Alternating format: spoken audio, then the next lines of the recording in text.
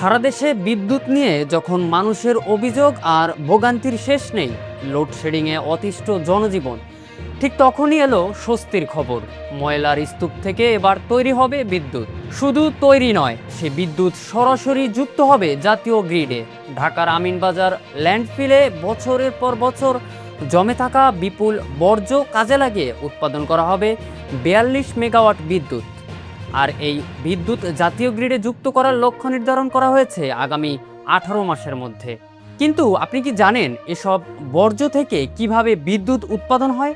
চলুন এ বিষয়ে জানার চেষ্টা করি। প্রথমে ল্যান্ডফিল থেকে বিভিন্ন ধরনের বর্জ্য সংগ্রহ করে তা বাছাই করা হয়। যেসব উপাদান পুনর্ব্যবহার করা সম্ভব সেগুলো আলাদা করে নেওয়া হয়, আর দহনযোগ্য বর্জ্য পাঠানো হয় বিশেষ চুল্লিতে।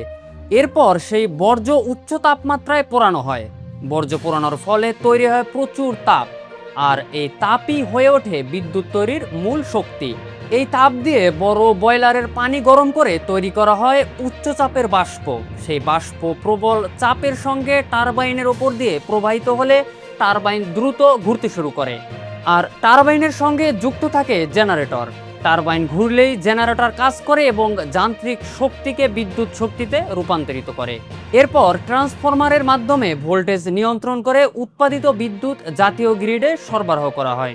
অর্থাৎ যে ময়লা এতদিন ছিল শহরের জন্য বড় সমস্যা, আধুনিক প্রযুক্তির মাধ্যমে সেই বর্জ্যই এখন হতে পারে বিদ্যুতের উৎস।